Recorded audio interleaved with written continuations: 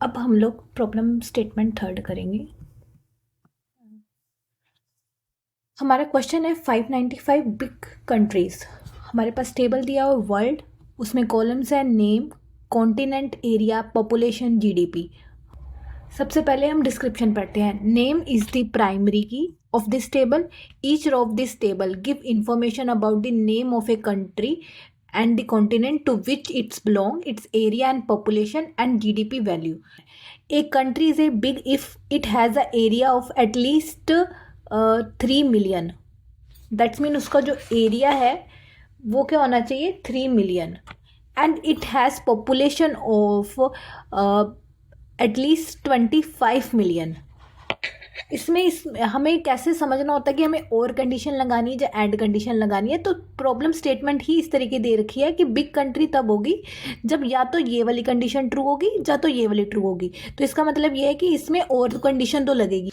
इसमें हमें निकालना क्या है, write a solution to find the name, population and area of a big countries.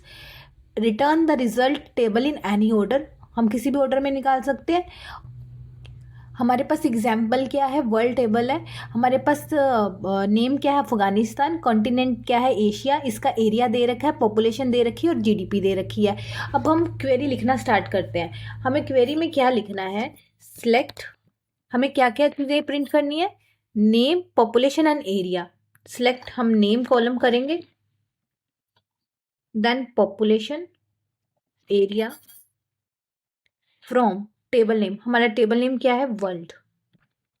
हमारी कंडीशन क्या लगनी है, एरिया ग्रेटर देन और इक्वल टू किसके होना चाहिए, 3 million.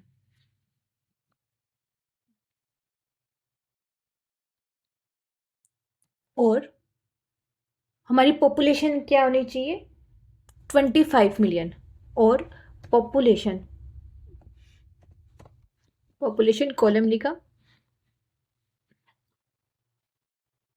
Is greater than equal to 25 million. Semicolon लगाया, इसको रन करके देखते हैं। हमारा जो टेस्ट केस है वो एक्सेप्टेड हो रहा है, सबमिट करके देखते हैं।